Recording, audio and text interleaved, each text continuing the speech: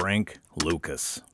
That is a name that became synonymous with guts, innovation, and the dark side of the American dream. In the history of organized crime, there are only a few stories that are as captivating or controversial as that of the man who claims to have smuggled heroin from Southeast Asia in the coffins of fallen American soldiers. We'll look at Lucas's story from its humble beginnings in rural North Carolina to his reign as the self-proclaimed King of Harlem. Lucas's life reads more like a Hollywood script, and it would eventually become one because his life inspired the blockbuster film American Gangster. But the real-life story of Frank Lucas is way more complicated and nuanced than any movie could ever really capture. It's a tale of ruthless ambition, criminal genius, and a drug empire that went all the way from the jungles of Thailand to the streets of New York City. In this episode, we'll separate myth from reality of Frank Lucas. We'll take a look at how a poor country boy transformed himself into one of the most notorious drug kingpins in American history. We'll take a look inside his infamous blue magic heroin operation and his battles with rival gangsters, plus his complicated relationship with law enforcement. We'll also take a look at the factors that led to his downfall, from his own arrogance to the relentless pursuit of honest cops. And then finally, we'll uncover the surprising twist in Lucas's story that took him from drug lord to government informant. Join us as we try to peel back the layers of Frank Lucas's life. It's a story that challenges our understanding of crime, punishment, and the American dream itself. It's a tale of power, greed, and redemption that is going to make you rethink everything you thought you knew about the war on drugs. Warning: the following video is meant for educational purposes only and should not be taken otherwise. Apex Crime Lords does not condone, encourage, or glorify the actions of the individuals covered in this program. Viewer discretion is advised. Keep watching until the end to see what's next on Apex Crime Lords. Frank Lucas was born on September 9, 1930, in LaGrange, North Carolina. As a child, his life was marked by poverty and the harsh realities of the South under Jim Crow laws. Lucas often told about a traumatic incident when he was a kid, when he witnessed the murder of his 12-year-old cousin by the Ku Klux Klan. He claimed that this event shaped his worldview and set him on a path of rebellion against authority. When Lucas was a teenager, he engaged in petty crimes and developed a reputation as a tough guy in his neighborhood. The crimes he was committing got bigger and bigger, and by the age of 15, he had already been in prison for stealing $400 from a local business. He soon realized that his opportunities in rural North Carolina were pretty limited, so Lucas decided to seek his fortune elsewhere. He made his way to Harlem, New York in the early 1940s. This vibrant neighborhood was a big change from his rural roots, but Lucas quickly adapted to life in the city. He started as a small-time street hustler, where he ran numbers and engaged in petty theft. During this time, he caught the eye of Ellsworth "Bumpy" Johnson, who was an infamous Harlem gangster. Johnson took Lucas under his wings because he saw the young man's ambition and street smarts. For about 15 years, Lucas worked as Johnson's driver and right-hand man. He learned the ins and outs of the criminal world. This apprenticeship gave Lucas invaluable connections and great knowledge that would serve him well in his future endeavors. In 1968, Johnson died of a heart attack, and Lucas saw this as an opportunity to step out of his mentor's shadows and create his own criminal empire. What he had learned from Johnson about the drug trade was the key to success was cutting out the middleman and going directly to the source.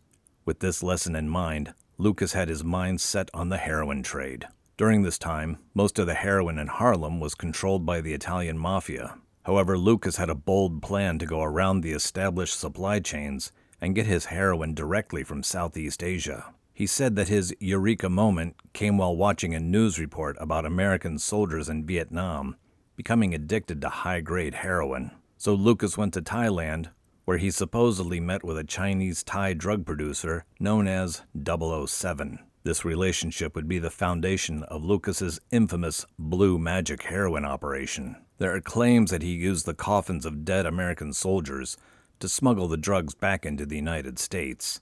However, this particular detail has been disputed by some.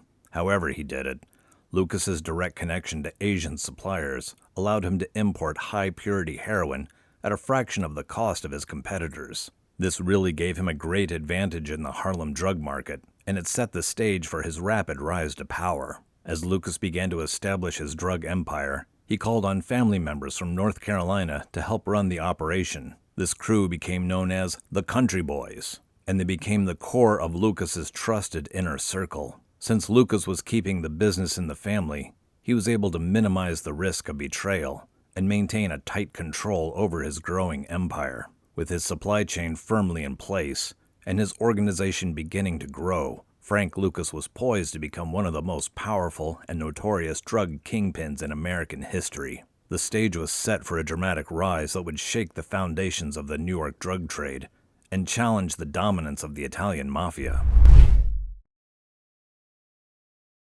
Frank Lucas's rise to the top of the New York drug trade was as quick as it was spectacular. He had a direct connection to Asian heroin suppliers and an incredibly efficient organization. Lucas set about making an empire that would soon dominate the streets of Harlem and beyond.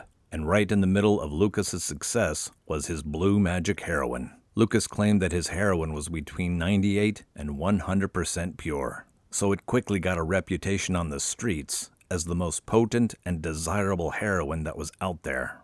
And Lucas could put a price on his product that was well below the market rate, which undercut his Mafia competitors and still made enormous profits due to his lower costs. The Blue Magic brand became so popular that Lucas had to franchise it out to other dealers to meet demand.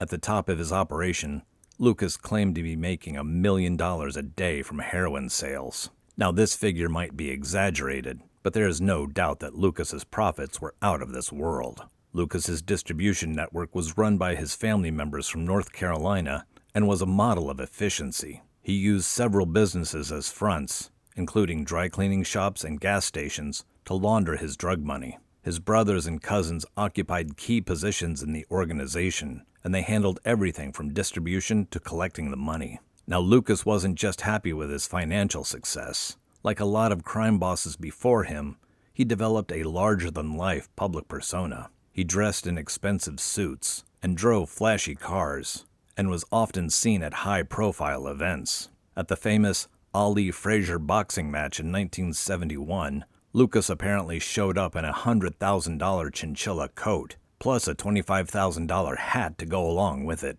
This was an outfit that allegedly caught the attention of a police detective in the crowd.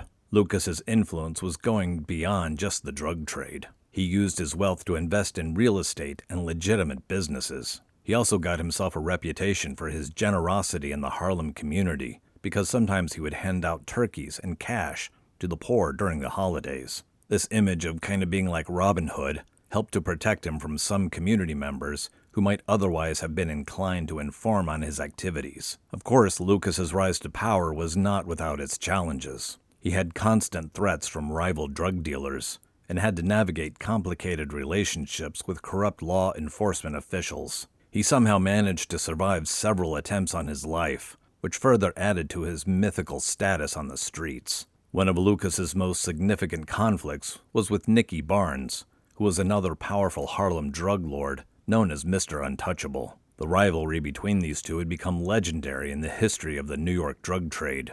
Even with all these challenges, by the mid-1970s, Frank Lucas had earned a level of power and wealth that very few in the criminal underworld could even come close to. He had transformed himself from a poor country boy into one of the most successful and notorious drug kingpins in American history. But as Lucas would soon learn, the bigger you are, the harder you fall. The success and attention that had brought him would ultimately be his downfall. The stage was set for a dramatic confrontation between the King of Harlem and the full force of the federal law enforcement. During the height of his power in the mid-1970s, it seemed like Frank Lucas was untouchable. His drug empire was generating millions of dollars annually, and his influence in Harlem was unmatched, and it seemed like he was allowed to operate with impunity. However, keeping this position would require constant vigilance and adaptability. His success was built on a bunch of different things, including his business acumen,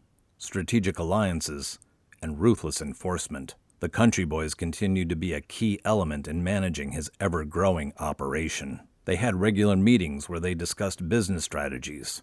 They would settle fights and make decisions about the organization's future. To protect his empire, Lucas used a bunch of different tactics. He would use violence only when necessary, but he preferred to take care of his problems through negotiation if he could. He kept up a network of informants throughout Harlem who let him know about any opportunities or potential threats. He also developed a relationship with various corrupt police officers, which would buy him some protection and information. Lucas was also good at adapting to changes in the drug market. When other types of drugs started to get popular, he was quick to include them in his operation, making sure that he remained at the forefront of the drug trade. However, Lucas's high profile and flashy lifestyle began to attract some unwanted attention, like showing up at the Ali Frazier fight in his infamous chinchilla coat really put a bullseye on him for both law enforcement and rival criminals. His response to this increased scrutiny was to become even more cautious. He developed a secret code language so he could communicate with his associates. Even though he had taken all these precautions, the pressure on Lucas's operation continued to build. Detective Richie Roberts and his team were building a case against him. They used wiretaps, surveillance, and even turned some of Lucas's associates into informants. As the noose tightened around his neck, cracks began to appear in Lucas's once solid organization. Fights were growing within the Country Boys, and some members were getting resentful of Lucas being in charge and his lavish lifestyle. Even with all these challenges, Lucas still projected an image of invincibility. He famously boasted about his wealth and power, and this arrogance would soon be put to the test. In January of 1975, Lucas's reign as the King of Harlem came to an abrupt end. There was a raid on his house in Teaneck, New Jersey, and that led to his arrest and seizure of millions of dollars in cash and drugs. This set the stage for one of the most high-profile drug trials in New York history. As Lucas prepared for justice, almost no one could have predicted the shocking turn his story was about to take. The fall of the self-proclaimed King of Harlem would prove to be just as dramatic as his rise. January of 1975 marked the beginning of the end of his reign as one of America's most powerful drug kingpins. The raid on his home in New Jersey led authorities to millions in cash and drugs, and of course gave them some damning evidence about the scale of Lucas's operation.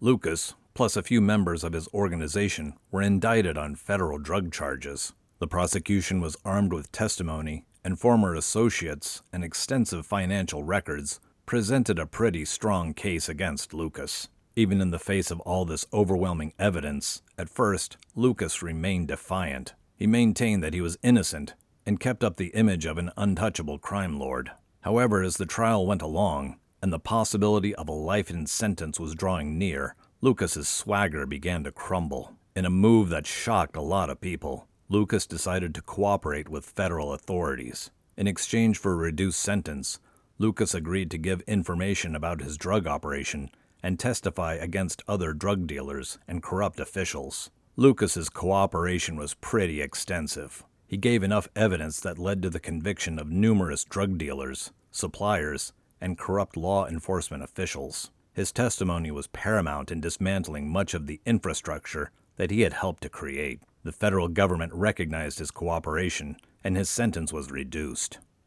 At first, he was sentenced to over 70 years in prison, but only served 5 years, and he was released in 1981. After he got out of prison, Lucas attempted to rebuild his life. He said that he had turned away from crime and even joined a community anti-drug program. But now, as we all know, old habits die hard. In 1984, he was arrested again for trying to exchange heroin and cash for cocaine. This was a big violation of his parole, which led him to being sentenced to 7 more years in prison. In 1991, Lucas got out of prison again, but by this time, the drug trade in Harlem had changed quite a bit. The old days of the larger-than-life drug kingpins like Lucas was over. It had been replaced by more decentralized and violent drug gangs. The fall of Frank Lucas sent shockwaves all throughout the criminal underworld. A guy who had once seemed untouchable had not only been brought down, but he had also turned against his former associates. It marked the end of an era in the history of organized crime in New York. Lucas's dramatic transformation from a drug kingpin to government informant is still one of the most dramatic reversals in the history of American justice. It serves as a grim reminder of the often unpredictable nature of loyalty and power in the world of organized crime. Lucas had become something of a cultural figure in his later years. His life story was the inspiration for books, documentaries, and I'm sure you've heard of the film American Gangster, which came out in 2007, featuring Denzel Washington as Lucas. Of course, the film took some liberties with some aspects of Lucas's life, but it cemented his place in pop culture as being one of the most notorious drug lords in American history. On May 30th of 2019, Frank Lucas passed away at the age of 88. His death was the final chapter in the life of one of America's most infamous drug kingpins. The legacy of the self-proclaimed King of Harlem keeps on fascinating us and sparks debate. It also serves as a complex cautionary tale about crime, punishment, and the elusive nature of the American dream. The story of Frank Lucas is a complicated web of ambition, crime, and finally redemption, starting in North Carolina with some pretty humble beginnings, to his reign as one of the most powerful drug lords in American history. Lucas's roller coaster of a life really defies being put into a simple category. His rise to power in the 1970s in New York was a testament to his business acumen and innovative thinking. He completely changed the heroin trade by cutting out the middleman and established a direct connection with suppliers. This was a move that revolutionized the drug market and challenged the dominance of the already established criminal organizations. But now Lucas's story is also a cautionary tale about the dangers of unchecked ambition and the fleeting nature of criminal success. His flamboyant lifestyle and seeming invincibility, of course, ultimately contributed to his downfall. The very attention he loved ended up being his undoing, as it spurred law enforcement to focus their efforts on bringing him to justice. Lucas's decision to cooperate with the government and become an informant after his conviction was a shocking twist that upended the traditional code of silence. His testimony not only led to the conviction of a lot of former associates, but it also gave law enforcement some valuable insights into the workings of the drug trade.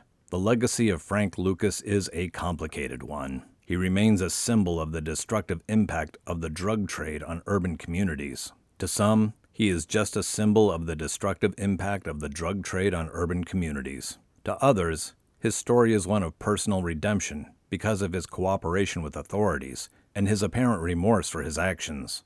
No matter how you view Lucas, his impact on the history of organized crime in America is undeniable. His rise and fall went right along with a pivotal period in the war on drugs, and the methods used to bring him down would shape law enforcement strategies for years to come. As we look back on the life of Frank Lucas, we still have a lot of questions. What drives a person to arrogance and hubris, despite their success? What makes a person think they're invincible and out of the reach of the law? Are government informants ever truly remorseful, or are they just saving their own skin? The tale of Frank Lucas serves as a harsh reminder of the human cost of the drug trade, both for the communities and those who choose to participate in it. It challenges us to consider the complex factors that contribute to the cycle of crime and addiction in urban areas, and the ongoing challenges faced by law enforcement in combating organized crime. Join us next time for a captivating episode as we take a look into the life of Charles Pee Wee Goldsmith. He's a little lesser known, but he's still a fascinating figure in the world of organized crime. From his early days as a small-time hustler to his rise as a key player in the New York underworld, Goldsmith's story is one of cunning, violence, and unexpected alliances. Don't miss this tale of a criminal mastermind whose influence extended far beyond his diminutive stature. The story of Pee Wee Goldsmith coming up next on Apex Crime Lords. Now, what do you think of Frank Lucas? How is he going to be remembered? Well, that's up for you to decide. Leave your thoughts in the comment section below, and please give us a like, comment, and a share. Until next time, stay safe and stay dangerous.